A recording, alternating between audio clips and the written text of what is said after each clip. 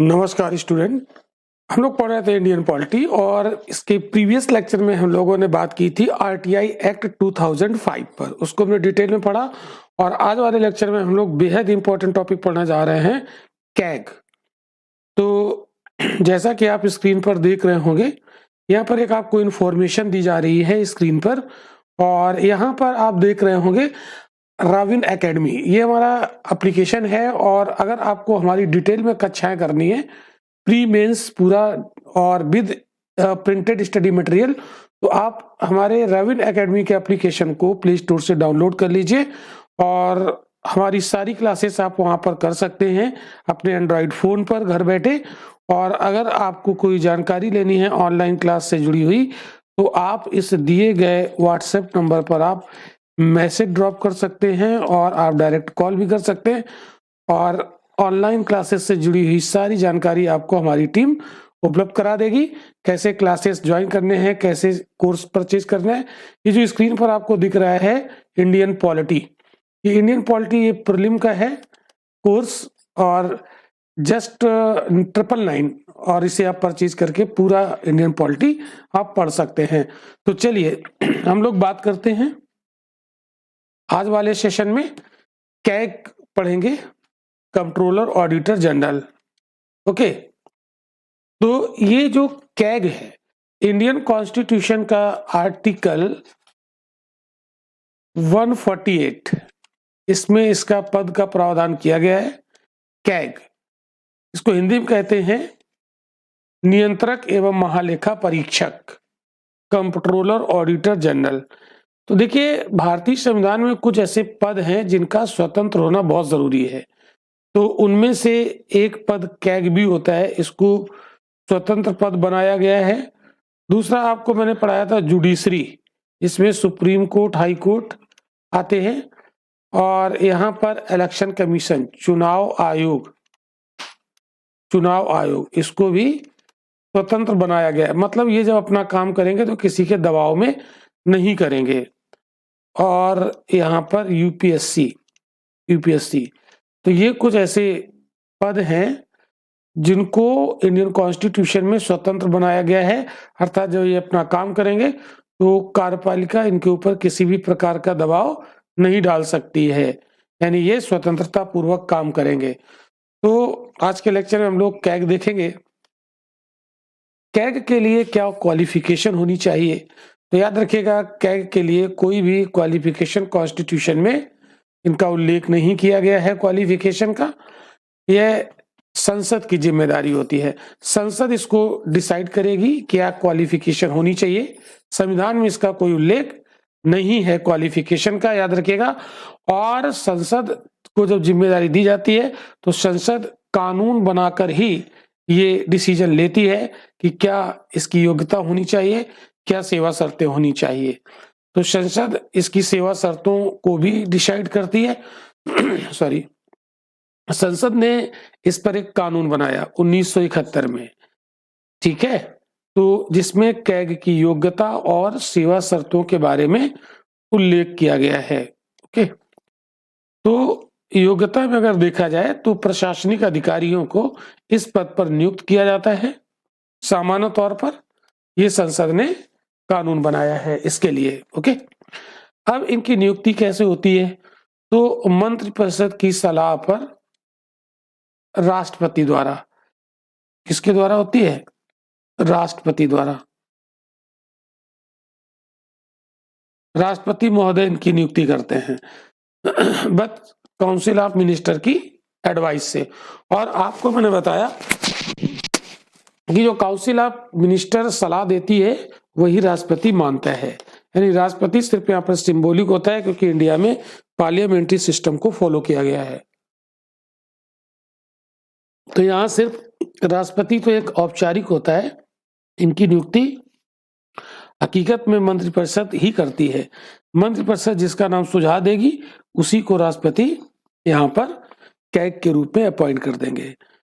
तो ये नियुक्ति कैसे करते हैं, तो नियुक्ति के लिए एक वारंट या अधिपत्र जारी किया जाता है राष्ट्रपति की तरफ से। अब ये वारंट कोई गिरफ्तारी वारंट नहीं है, ये नियुक्ति का अधिपत्र होता है तो नियुक्ति के लिए यानी कैग की नियुक्ति के समय राष्ट्रपति द्वारा वारंट या अधिपत्र जारी किया जाता है। ये बात आपको याद रखनी है। तो ये एक्चुअल में वारंट या अधिपत्र क्या है? ये एक प्रकार का नियुक्ति पत्र होता है। ये क्या होता है? नियुक्ति पत्र होता है। ओके, ये इसका तरीका होता है नियुक्ति करने का। और अगर हम लोग इनके शपथ की बात करें तो कोई भी ऐसे जो पद होते हैं, पद ग्रहण करने से पहले क्या लेते हैं? शपथ लेते हैं।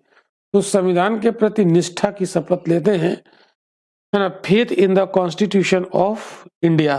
और ये शपथ का जो प्रारूप होता है वो शेड्यूल नंबर 3 में दिया गया है। शेड्यूल नंबर 3 आपको पढ़ाया गया है कि भारत में जो राज व्यवस्था के पदाधिकारी होते हैं, पद ग्रहण करने से पहले जो शपथ लेते हैं, उस शपथ का जो प्रावधान है, जो प्रारूप है, वो अनुसूची नंबर 3 में दिया गया है।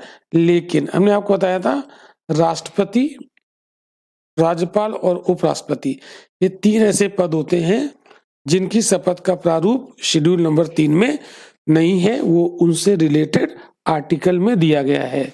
ये बात आपको मैं बहुत बार पढ़ा चुका हूँ, ध्यान रखिएगा। बाकी जितने भी पदाधिकारी हैं सभी की शपथ का प्रारूप अनुसूची नंबर 3 में दिया गया है। तो ये किसकी शपथ लेते हैं? Faith in the constitution of India, मतलब संविधान के प्रति निष्ठा की शपथ लेते हैं, फेथ की शपथ लेते हैं, विश्वास की शपथ लेते हैं।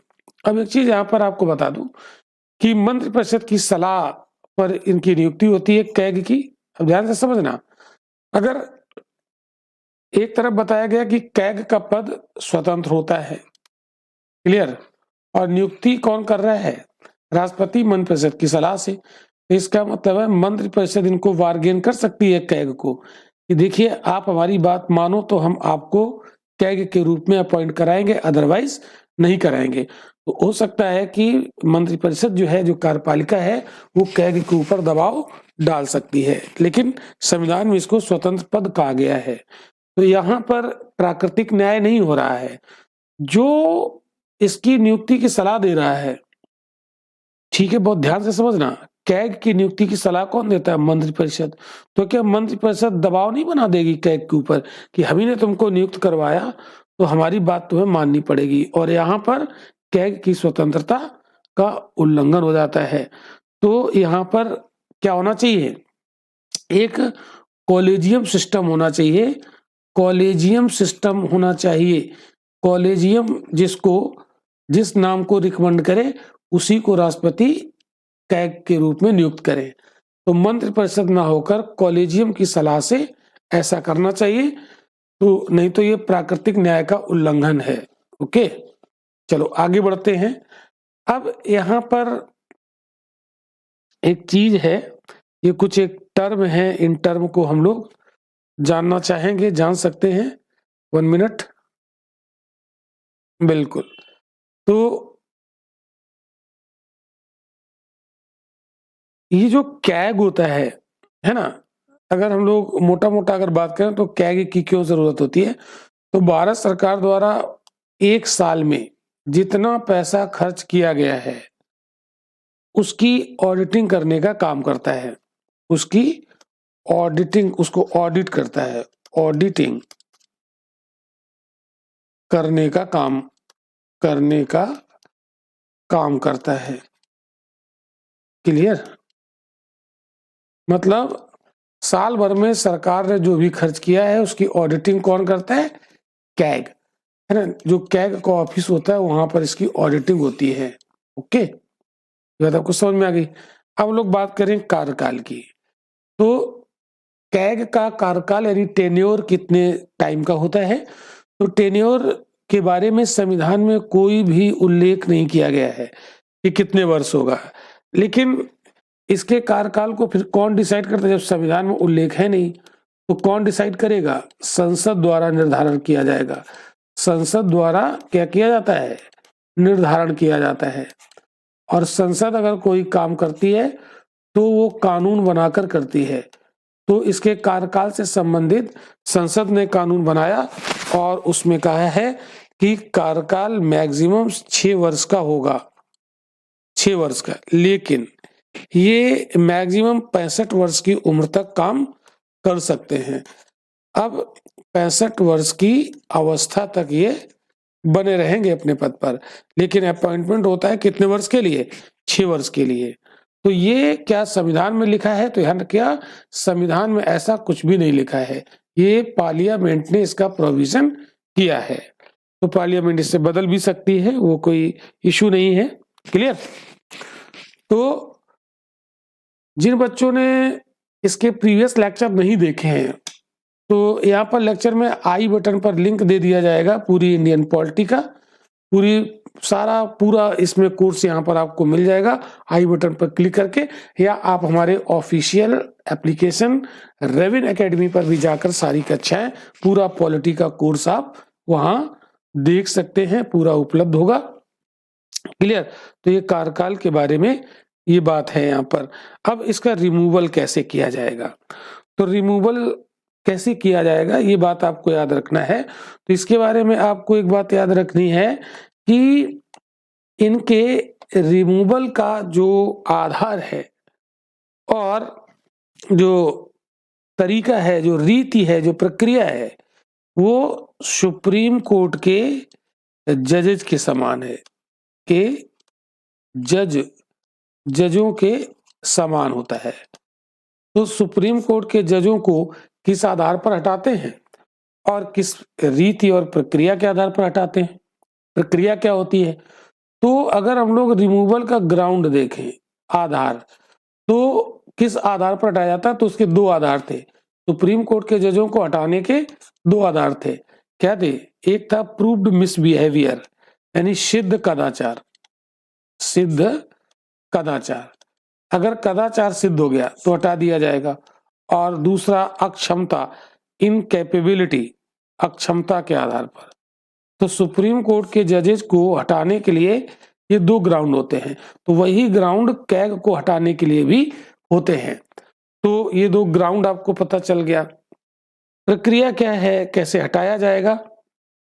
तो जैसे सुप्रीम कोर्ट के जजेस को हटाने की प्रक्रिया थी, वो यदि आपको याद है तो वही प्रक्रिया यहाँ भी लागू होगी। तो इसके लिए पार्लियामेंट में रिमूवल के लिए प्रस्ताव लाना होता है और फिर दोनों सदनों से विशेष बहुमत से पास होता है, और इसके बाद फिर राष्ट्रपति की आदेश द्वारा इन्हें हटाया जाता है। यानी संसद के विशेष बहुमत से अनुमति मिलने के बाद राष्ट्रपति इन्हें अपने आदेश के माध्यम से हटा सकते हैं। यानी राष्ट्रपति अकेले नहीं हटाएंगे, बात समझ रहे हो?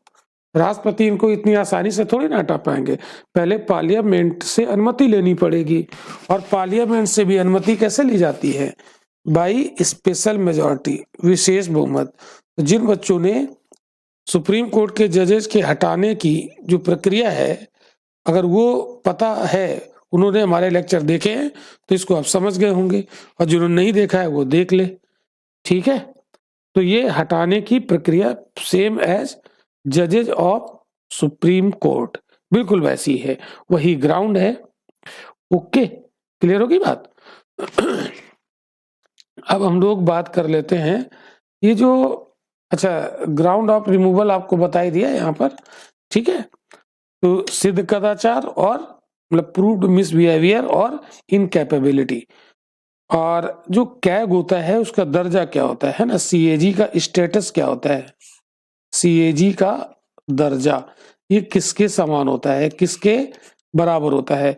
तो ये बराबर होता है सुप्रीम कोर्ट के न्यायाधीश के बराबर, इसका स्टेटस होता है। ओके, न्यायाधीश के समान होता है, ये बात आपको याद रखनी है। ऐसे भी क्वेश्चन पूछे जाते हैं। आगे बढ़ते हैं। अब इसका सैलरी यानी वेतन की बात करेंगे। तो वेतन के बारे में संविधान में तो कुछ नहीं है, लेकिन संसद इनके वेतन को तय करती है, संसद द्वारा तय किया जाता है।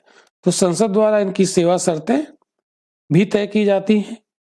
क्लियर? और इनका वेतन भी संसद ही तय करती है। तो संसद ने इसका वेतन कुछ फिक्स किया होगा, ये बात आपको याद रखनी है। तो आपसे पूछ लेगा कैग का वेतन कौन डिसाइड करता है? पार्लियामेंट डिसाइड करती है। तो इसके वेतन में जो डिसाइड कर दिया गया, इसकी नियुक्ति के बाद इसमें कोई अलाभकारी परिवर्तन नहीं होगा, यानी हानिकारक परिवर्तन नहीं होगा, हानिकारक बदलाव नहीं किए जाते, परिवर्तन नहीं किए जाते। ये कैग की स्वतंत्रता के लिए बहुत जरूरी है। क्यों? मतलब अगर एक बार आपको नियुक्त कर दिया गया और संसद ने जो सैलरी तय कर दी गई वही सैलरी रहेगी, इसको घटाया नहीं जाएगा। कुछ भी हो जाए, अगर मंत्रिपरिषद यानी कार्यपालिका कैग के ऊपर अगर दबाव डाले कि आप हमारी बात सुनो, नहीं तो हम आपकी सैलरी कम करवा देंगे, है ना, ऐसा दबाव क्या मंत्रिपरिषद या कार्यपालिका कैग पर डाल सकती है क्या? नहीं। क्यों? क्योंकि इसकी सैलरी कम हो ही नहीं सकती है, तो ये दबाव इसके ऊपर नहीं बना सकते हैं। तो ये जो प्रावधान है ये कैग की स्वतंत्रता के लिए बड़ा जरूरी है। अगर मान लो सैलरी कम की जा सकती होती तो मंत्रिपरिषद इनकी सैलरी कम करवा देते, ठीक है, और अपनी बात मनवा लेते, इसको धमका देते कि आप हमारा काम करो, नहीं तो हम आपकी सैलरी कम करवा देंगे। तो ऐसा डर कैग को है ही नहीं, क्योंकि उसकी सैलरी में कोई भी हानिकारक बदलाव नहीं किया जा सकता, यानी घटाई नहीं जा सकती, बढ़ाई जा सकती है। हाँ, अगर फाइनेंशियल इमरजेंसी लगा है तो उसकी सैलरी को कम कर सकते हैं, वो एक विशेष परिस्थिति है। क्लियर? चलो, तो अब दूसरी बात यहाँ पर आपको देखना है कि ये जो वेतन होता है, जो सैलरी होती है, वो भारत की संचित निधि पर भारित व्यय होती है, संचित निधि पर भारित व्यय। तो आपको मैं बहुत बार बता चुका हूं कि जिनकी सैलरी संचित निधि पर भारित व्यय होती है उनको डरने की जरूरत नहीं होती है, क्योंकि उनकी सैलरी कोई रोक नहीं सकता है। यानी इनकी सैलरी के लिए जब संसद में बातचीत की जाएगी तो उसमें बातचीत हो सकती है, बट वहां पर मतदान नहीं होगा, अर्थात मतदान के माध्यम से इनकी सैलरी को रोका नहीं जा सकता। हाँ, ये कह सकते हैं कि इतनी ज्यादा सैलरी क्यों है, इस टाइप की बहस कर सकते हैं, बट सैलरी को रोक नहीं सकते हैं। क्यों नहीं रोक सकते? क्योंकि संचित निधि पर भारित व्यय होता है, और संचित निधि पर भारित व्यय पर मतदान नहीं होता, और मतदान नहीं होगा तो उसको रोक नहीं सकते हैं। क्लियर? भाई, अगर सैलरी को लेकर मतदान किया जाए संसद में तो हो सकता है कि इसके विपक्ष में ज्यादा लोग मतदान कर दें, इनकी सैलरी रुक जाएगी। तो मतदान करने का सैलरी पर कोई राइट है ही नहीं, सिर्फ बहस हो सकती है पार्लियामेंट में। तो जितने भी संचित निधि पर भारित व्यय होते हैं उन पर पार्लियामेंट में बहस तो हो सकती है, बट उसमें मतदान नहीं हो सकता, यही इसका मीनिंग होता है। क्लियर? तो इसको सैलरी को लेकर बिल्कुल निश्चिंत रहना होता है, कोई इसको डरने की जरूरत नहीं है। कोई इनकी सैलरी ना तो कम करा सकता है, ना तो इनकी सैलरी को रोका जा सकता है। क्लियर? इतनी बात समझ में आ गई? और देखो, अब लोग बात करते हैं कि जब ये रिटायर हो जाएगा कैग, तो रिटायर होने के बाद क्या इस पर कोई प्रतिबंध होंगे? बिल्कुल होंगे। रिटायर होने के बाद इस पर प्रतिबंध होते हैं। क्या प्रतिबंध होते हैं? तो याद रखो, ये किसी लाभ का पद ग्रहण नहीं करेंगे, लाभ का पद ग्रहण नहीं करेंगे, लाभ का पद ग्रहण नहीं करेंगे। ओके, चाहे वो भारत सरकार का हो चाहे वो राज्य सरकार का हो। क्लियर?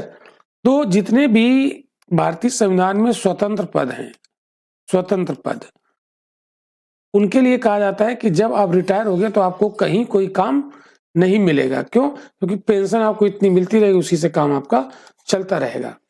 ठीक है, वेतन भत्ता पेंशन है ना, पेंशन भी मिलेगी इनको।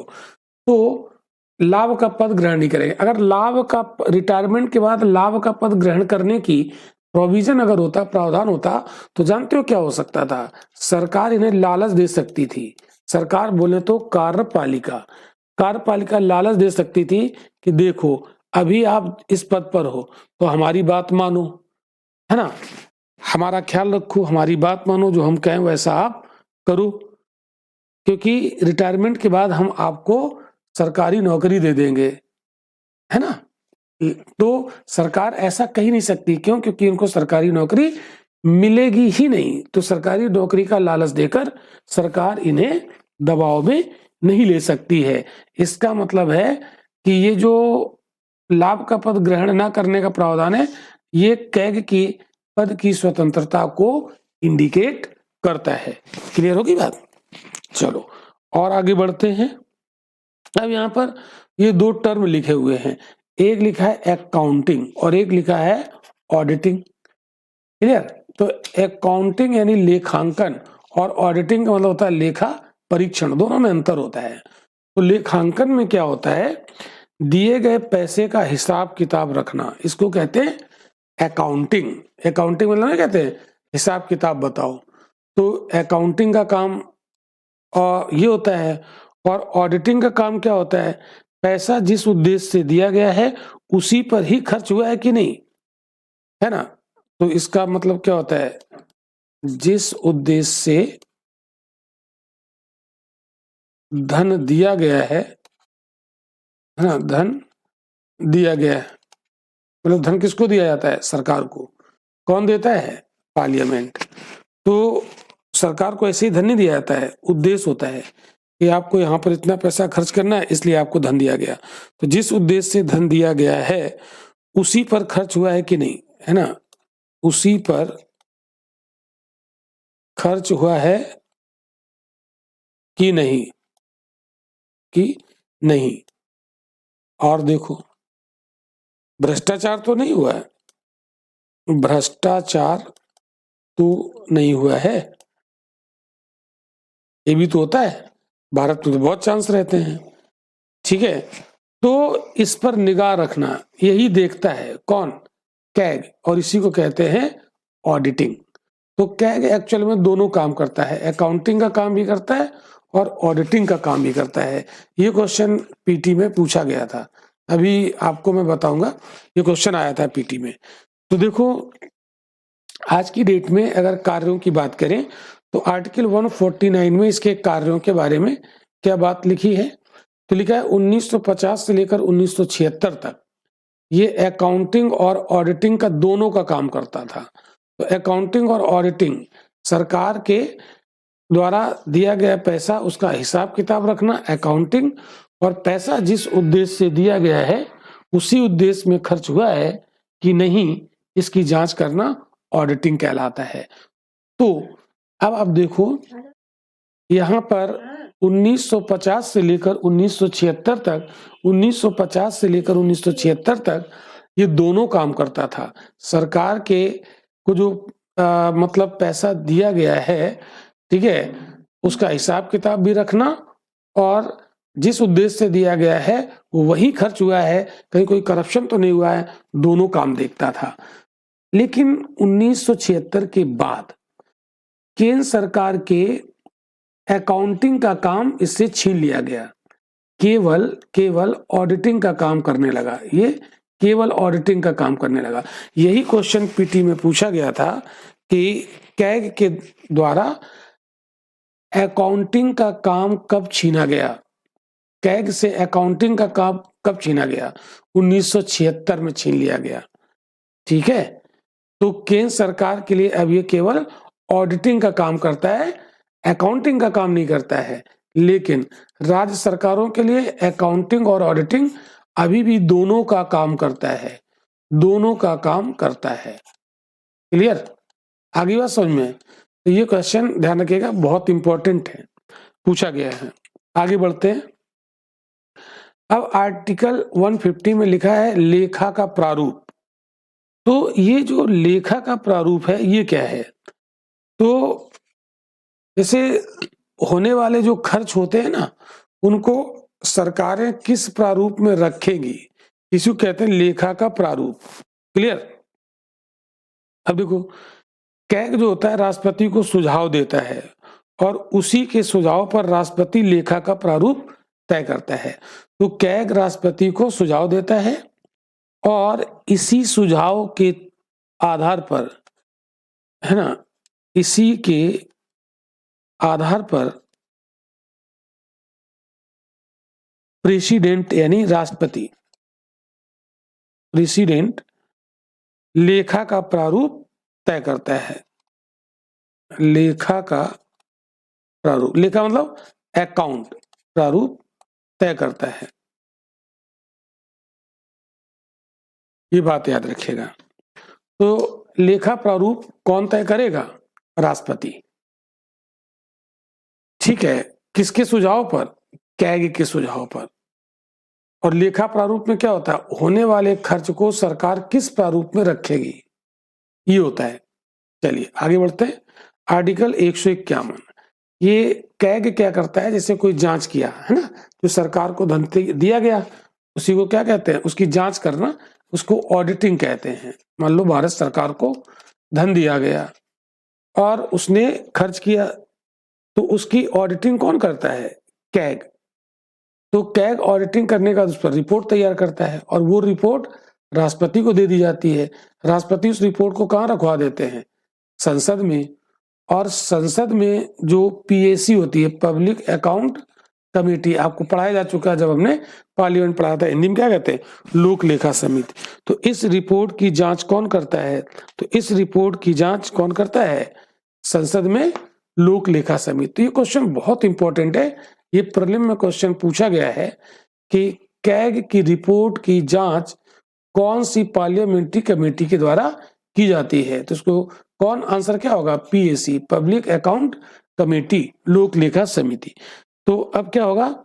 लोक लेखा समिति इस रिपोर्ट की जांच करेगी। लोक लेखा समिति द्वारा रिपोर्ट की जांच, रिपोर्ट की क्या होगी? जांच की जाएगी। अब इस रिपोर्ट के आधार पर संसद डिसीजन लेगी। क्लियर? तो इसी रिपोर्ट के आधार पर संसद डिसीजन लेगी। रिपोर्ट की जांच के आधार पर संसद निर्णय लेती है कि क्या करना चाहिए, ये निर्णय लेती है। क्लियर? तो ये चार्ट एक बार फिर से देख लो। कैग ऑडिटिंग की रिपोर्ट तैयार करता है, राष्ट्रपति को देता है, राष्ट्रपति संसद में रखवा देते हैं और फिर संसद में वहां जांच कौन करती है? पीएसी, पब्लिक अकाउंट कमेटी, जिसको हम लोग लोक लेखा समिति कहते हैं। और फिर इससे रिपोर्ट तैयार कर दी जाती है। उस रिपोर्ट के आधार पर संसद निर्णय लेती है। तो संसद किसकी रिपोर्ट के आधार पर निर्णय लेती है? लोक लेखा समिति की रिपोर्ट के आधार पर निर्णय लेती है। क्लियर होगी बात? अब देखो एक चीज यहां पर हमें समझना है। एक चीज क्या समझना है भाई?